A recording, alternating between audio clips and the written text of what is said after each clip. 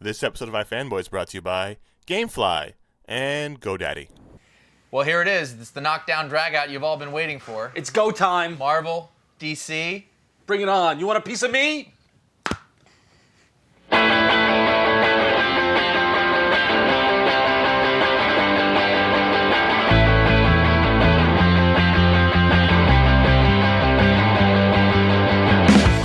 Another episode of iFanboy, the comic book discussion show from the website iFanboy.com. As always, I am Ron Richards, and I'm with Connor Kilpatrick. And I am Josh Flanagan. Just once, I don't want to be always that. Maybe I can pick a new name. No, you can't. Your social security number says Josh Flanagan.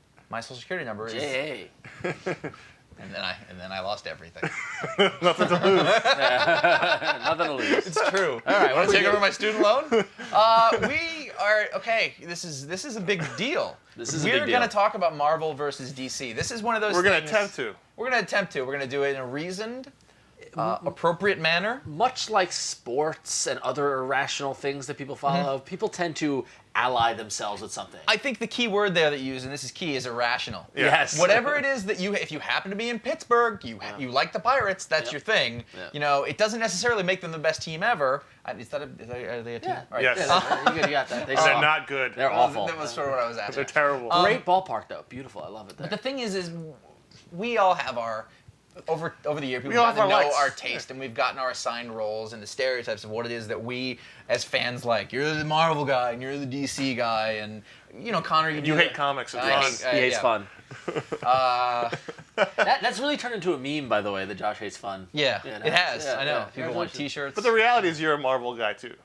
More than anything, yeah. But you read a shit ton of DC books, as do I. You know what So the do thing you, is? and I read a shit ton of Marvel books. There are That's all. kinds of DC books that I read, and there are kinds that I don't. Yeah. And I think this all has something to do with, you know, some people are a guy who follow the creator, and that might be one thing. But what we want to do is take a look at where Marvel and DC are right now in respect to one another creatively. That's how we're going to go. Yeah, We're gonna try to financially, stay it's out of not irrelevant. Business-wise, Irrelevant. yes, yeah. You know, a couple of years ago, it really looked like Marvel was in a clear lead creatively. They had a lot of guns firing, there were a lot of new people coming in, a lot of new blood, and there was not much happening at DC. Marvel had done a really good job of getting, if a big name creator showed up in the indie world, Marvel snapped them up. Yeah. A lot of them because they were of the age of being Marvel zombies when they were younger in the 80s, so that they naturally went to Marvel. But three, four years ago, Marvel had every big name, except for like Jeff Johns and Grant Morrison. Everybody was at Marvel. Yeah. And it seemed like DC could not develop new talent. Couldn't get a break. That could still be the case. We're going to get to that in a little bit. But for the most part, I think if you look at our pick of the week numbers on iFanboy.com, if you look at the things we chose, up until recently, I think we were solely in the Marvel is winning this creative award. I'll agree with that because looking at the past 5 years, you had moments of cool shit going on in DC. You had like, 52, that's a cool thing. But how would they capitalize on that? And then it would kind of fall by the wayside. But for the past 2 years or so, I've definitely felt a tide turning towards the DC side of things. Those moments at DC very much had to do with Jeff Johns. Yeah. Solely. Yeah. Really, for a little while, he seemed like the only guy who was there doing anything. Grant Morrison would pop in and do some stuff and go away. Yeah. Since then, I think that it's evolved. I think their talent pool, while still not full of really big, recognizable names, there's a lot of really quality stuff going on there that no one was talking about at that point. Right. And that's sort of where we are now. I wonder if a lot of it has to do with the fact that some of the guys at Marvel who were big for years, like Brubaker and JMS was there for years till just recently, they sort of have ended. Well, either they've left or, you know, like in Captain America's case, it used to be one of our favorite books, all of our top five. Yeah. I don't think any of us would say it's a top five book anymore. I think a lot of their sort of arcs have reached their end point. There are definitely what I've noticed, at least from Marvel standpoint, is that there definitely have been in the past 10 years there have been waves of creators and waves of work that's been done with them. You had the Bendis and Brubaker and JMS kind of come to Marvel and have an influx of creativity and stuff like that. And then you had another wave with the Matt Fractions of the world. And then even recently we've seen, you know, Jonathan Hickman and Rick Remender, these kind of indie guys come up to and build the next kind of wave, which still is yet to be defined whether it's good or not, but that we are seeing those names come up more and more. You know, I think from writer standpoint. The reason why we don't see it defined, I think, is because 10 years ago, Bendis and Brubaker and those guys come in and take over, and Miller take over Marvel and put their stamp on it. they're still kind of leading it. still there, yeah. So They the got their hands on guys it. who come in are stuck on the side books. Yeah. Remender is doing books that are Punisher. canceled. Yeah. Dr. Voodoo is canceled. Yeah. Hickman's doing Fantastic Four now, but he was before then. Secret He was Wars. doing side books. So I think the guys who are still running things are the same guys from 10 years ago. Right. Whether or not you like that is Whether or not they are open to creatively, interpretation, yeah. you know. This done is or not. actually a creative strategy that Marvel does that I don't think DC does, is that Marvel wants to be first to break people. And so all of a sudden, somebody comes along and is a superstar or is on a really big book before they've really been seasoned very much at all.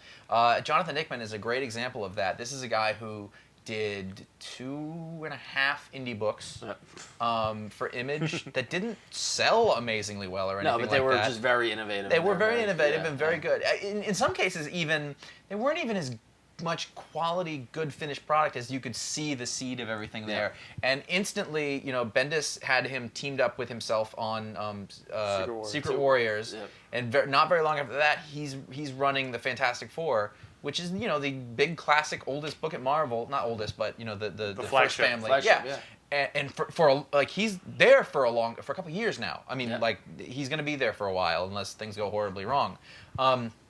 DC is much more of an apprenticeship system.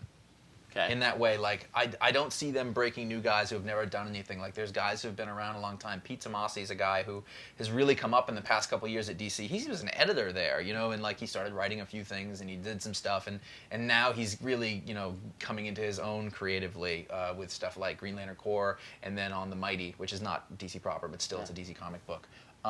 There's things like that are happening a lot more, where you look at guys.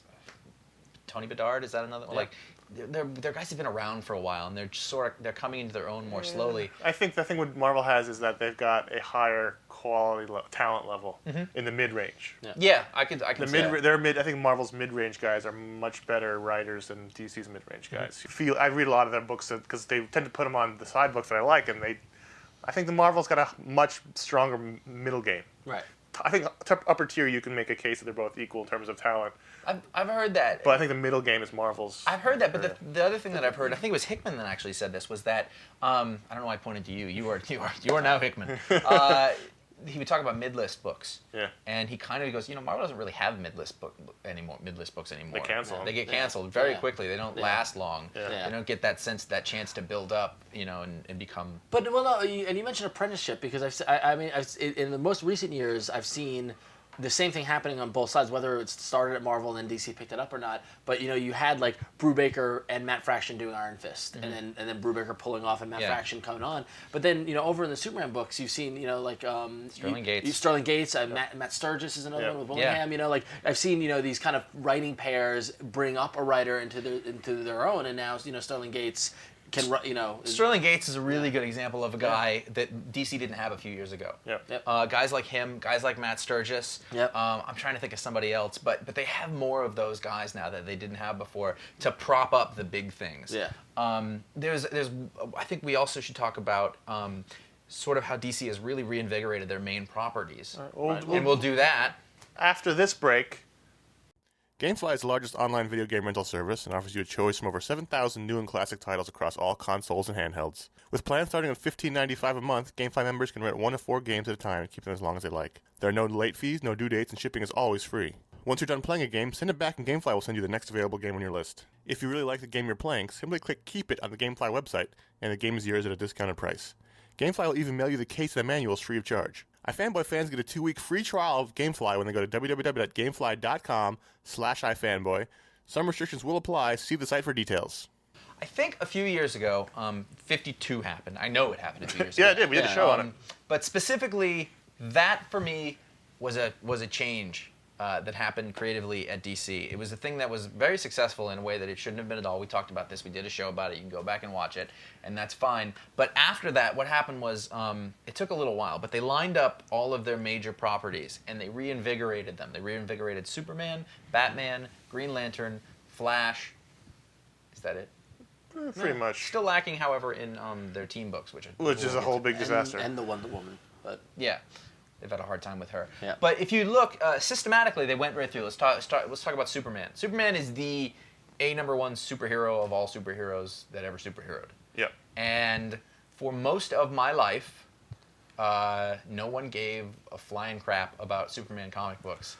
And Well, every once in a while, I would some say people most of your disagree. comic book reading life. I think Yeah. in most of your life, the talking about the 80s and John Byrne, it was very. Well, no, and the thing is that, and unfortunately in the '90s, there was a lot of stunts, death, the marriage, the electric, like stuff like that. That's when it went. But south. then, but like telling a good Superman story has been a difficult task, and even even the Jeff Loeb, Joe Casey stuff, stuff didn't work. It's just Superman's hard because he's their corporate symbol, and you can't really do a lot with a corporate symbol because he's got to stay your corporate symbol. So I think what they did here in this last couple of years is they given the book to big good writers, and that's really the core of all of this discussion is who do you have driving your books? Yeah, who's the talent behind your books?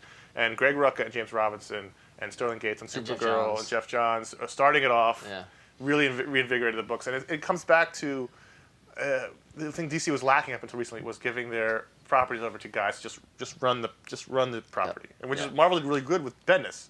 Just take Avengers and do what you want with it. And they gave Superman to Jeff Johns, they gave Batman to Grant Morrison, they gave Green Lantern to Jeff Johns, they gave Flash to Jeff Johns. Yeah, he's still. I mean, without them, without Jeff Johns, DC. But the point is, they've got a very capable guy or guys or women spearheading the thoughts, just saying the concepts just around take it and run with it. And Yeah. don't worry. And then there's other places where you see meddling, the team books and Justice League. That's where the problems come in. But when you have someone just running it, it's always better just to have one creative vision rather than 15 creative visions. Or those small teams of guys who really like to work well together. And they're all working together, and that's key because you don't want those people all doing something different, which can happen. So you had that. You end up with the World of New Krypton and all of that stuff, and that storyline about Superman going away and the Kryptonians starting their own planet and things like that. And it's been interesting. It's been the most interesting the book's been in 10 years at least. Yes, it's been a win. And if we've talked with all those guys, and they've sort of got a writing group. It's Rucka and Robinson and Sterling Gates and Johns get on the phone every week. Yeah. And that builds creative. And they all like each other, working with each other, and that comes across. And those books have a cohesiveness, and they're talented too, so they're interesting. And so there's a thing to you maybe. There's a bit of it that's been strong that hasn't been for a while. Shift over to the dark side of things, over to Gotham City, and you have Batman. And that last couple of years have been start off with Grant Morrison on Batman, and then he killed Bruce Wayne, and now we're in this new era where this one's a little more hit or miss. But the two main books, Batman and Detective Comics, are Batman and Robin. But Batman and Robin. An example of what we're talking about, where DC gets something. Sometimes DC tends to get something good, and then can't sustain it over the long term. For whatever reason. So for example, 52 was fantastic. They did this great weekly book. It changed the way we thought about weekly books. It was fantastic. It was great. And then they followed up with Countdown, and Trinity, which were not to say they were bad. No, but what we were talking about earlier was 52 had the high level talent. Yep. Countdown had the mid-level talent. Yep, exactly. And led by Paul Dini, who's I think not a mid-level talent, but they weren't that great. It was a little rougher. Altogether, they didn't work. Yeah. And so now they did some great. And now you can attest this because you read the Batman stuff, but the Batman stuff was good. And then they made a big splash when they relaunched all the Batman books with Batman Reborn, with Grant Morrison and Frank Quitely on Batman and Robin, and Judd Winnick on Batman. Very recently, in the past year. And Greg Rucka and J.H. Williams on Detective Comics, and Paul Dini given 2 different books, and then right away Judd Winnick is gone after 2 issues. Paul Dini's been sporadic at best on his books.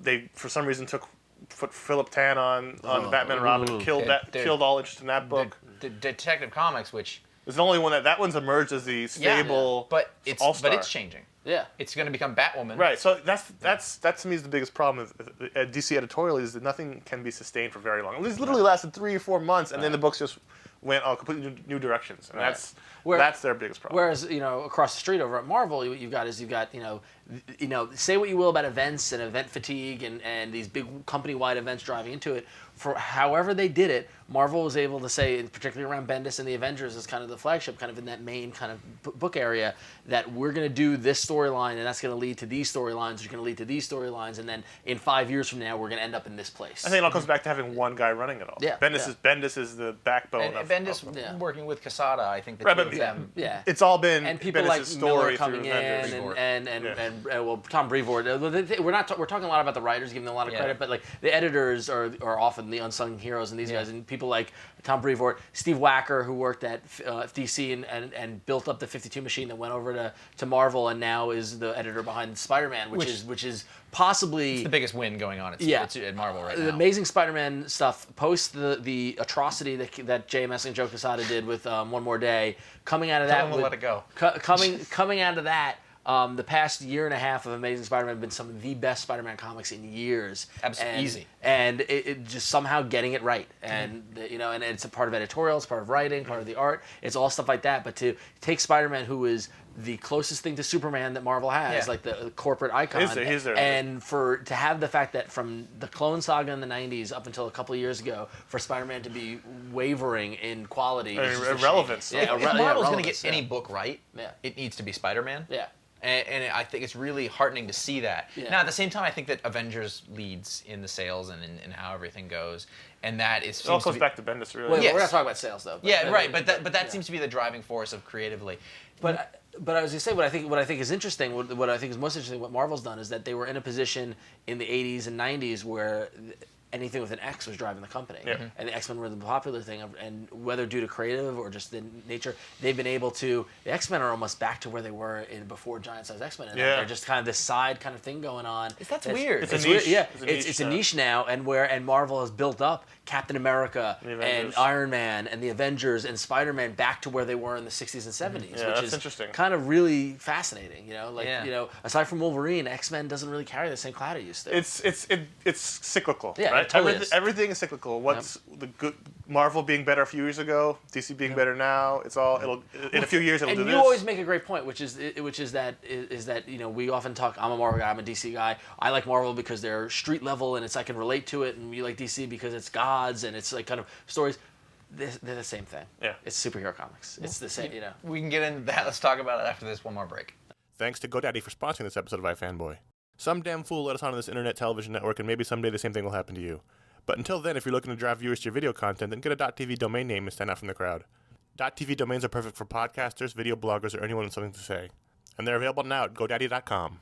Use coupon code FAN8 and get 10% off any order.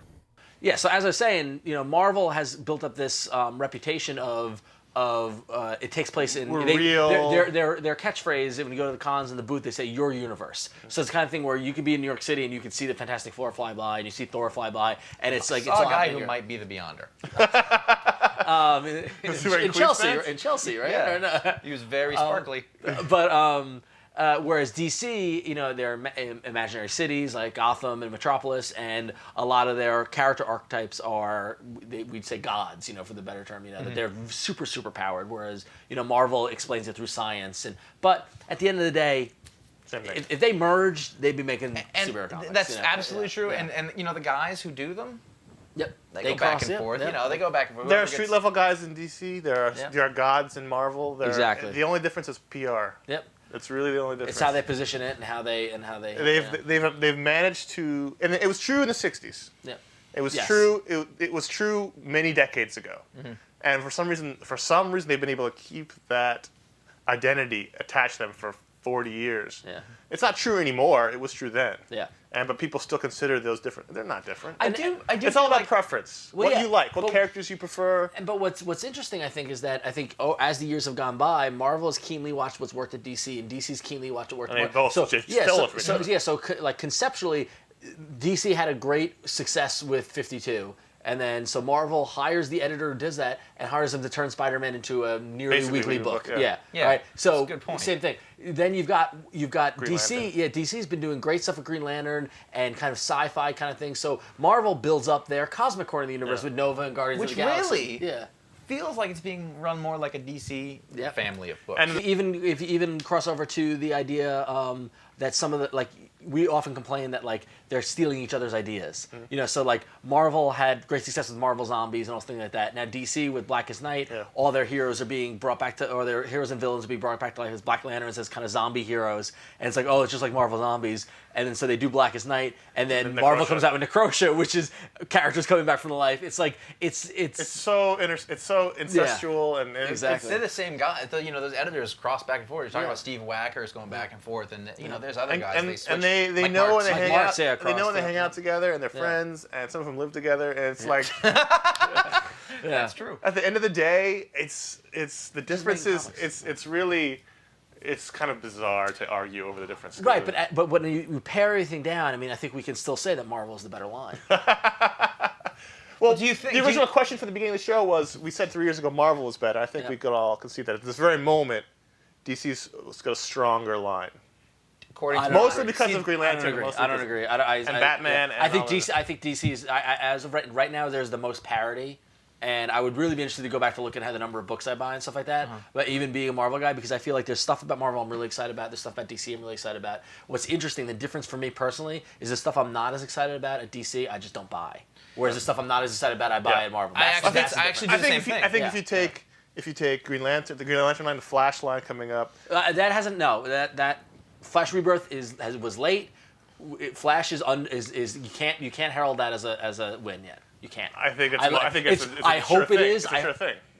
It's as close to the sure thing as you Knock on can wood. get. I Well, hope. you both want this, so there's no point in arguing about Right. it. So I think you take the Green Lantern line, the Flash line, the Batman line, and you take all their major lines are stronger as a whole.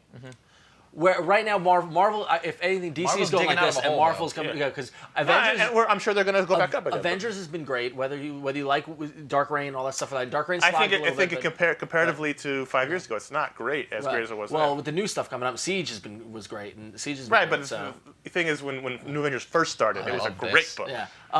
Daredevil's a bit. Daredevil. It dipped down after Brubaker. Diggle. I actually am liking Diggle's run on Daredevil. So. No one's talking about it. No one's talking about it. Sure, It's got sure. no buzz. Yeah, it's got no buzz, Captain America is pretty No, much. I think Marvel is on a bit of a decline, but I think that, because DC's on the up, I think we're at a point right now where there's an intersection, and it's gonna be curious to see whether Marvel picks it back up or not. And, But the thing is, there's still really good things going on. Right, Right? both companies. But I think on the whole, I think our numbers bear it out. Yeah. Well, for me personally, like I'm a guy who really does follow more people, like creators and things like that, and to see Rucka working over at Rucka and James Robinson working over at DC, like I tend to buy all the stuff that they do. Yeah. And you're right, I don't buy a lot of DC books that are like mid-list books that I'm not interested in, whereas I tend to read some of the Marvel ones like that because I have more history with it, but I don't talk about them. Right. So like people listen to the show and they go, you don't talk about any of that stuff. It's like, well, the stuff that is exciting is the stuff that I talked about. Right. It's interesting to see because there are also creators like James Robinson and Greg Rucka. Like I don't expect them to come work for Marvel again. But Rucka did work for Marvel. He did, for a but while. I don't think it wasn't that great. Wolverine stuff was great. That Wolverine, Right. no, it was good. That was my favorite Wolverine arc in a long time. Yeah, I don't know. That's a whole other conversation. That's a whole other. James Robinson won't. Yeah, But he won't. No, he's DC. Robinson and Johnson. But Johnson was great at Marvel. He was great. Right, but they are DC guys. Yeah, I The know. same way Bendis is a Marvel guy. Yeah. They're just that's what they like and that's what they're going to write. So We'll see in 10 years from now after Bendis is finishing up his 10-year run on Batman. I'm really interested to see what will happen because the thing is, I don't think that either of these companies can sustain a pace for that much longer where you have one guy, Bendis, Johns, running the whole, running everything. Running the the tone is going to have to, somebody's going to have to step up and take at least some of those responsibilities because that's such a high level of output and creativity. Yeah. And it's been a long time. No, the funny thing is that like I feel bad for the guy who follows Bendis on Avengers. It's going to have to be. Yeah, it's gonna God, be. I hadn't thought think about about that. Yeah, it's gonna just like I feel bad for the guy that follows Johns on Green Lantern. Right now, as a fan and a reader, they're my two favorite writers. And who are my favorite writers? And I'm happy. That's awesome. You like this? Like I like Michael Jordan and Joe Montana. No, they're great. So anyway, but we can go on and on about this. So I'm glad that we all I used 80s athletes. I did. I'm glad that we all agree that Marvel's superior. So if you disagree, you can email us at contact@ifanboy.com and tell us why. Or you can go to iFanboy and there will be a post about this show there, and there will be arguing on that show, and it will be ugly. Yeah. Be nice to each other. That's about they can come together. So can you. So go to iFanboy.com and discuss what you think the state of comics is right now between Marvel and DC. Follow us on Twitter at twitter.com/ifanboy. Also, you can call and leave a voicemail at 888-FANBOYS, which is 326-2697. I thought this was very classically handled. Let's shake it. Let's shake. Fine.